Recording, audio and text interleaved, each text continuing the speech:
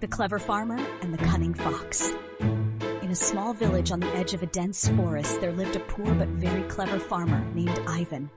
He worked hard in his little field, growing wheat, vegetables, and apples. Though he wished for a better life, he was content with what he had. But recently, he noticed something strange. His food was disappearing.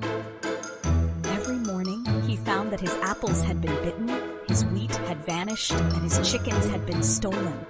He didn't know who the thief was, but it had become unbearable. Determined to catch the culprit, Ivan decided to investigate.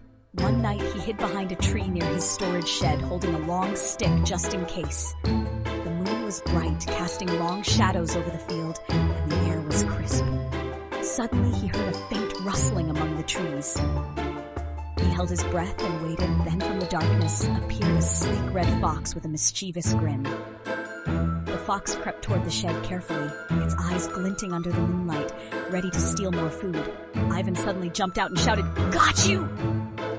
The fox froze but quickly regained its composure. "Dear farmer," the fox said smoothly, "surely you won't be cruel to a poor, hungry creature like me?" Ivan crossed his arms and said firmly, "You're stealing my food, and that's not fair. How will you make up for it?" Thinking fast, the fox, always a master of trickery, replied, "I can bring you something more valuable than apples or wheat." "Really, and what might that be?" Ivan asked, raising an eyebrow. The fox grinned slyly. "Gold, the king's hidden treasure buried deep in the forest."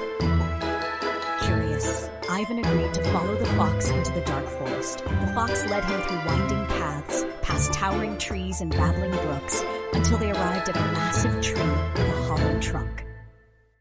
"Inside this tree lies the king's hidden treasure," the fox whispered, "but only I know the secret to opening it."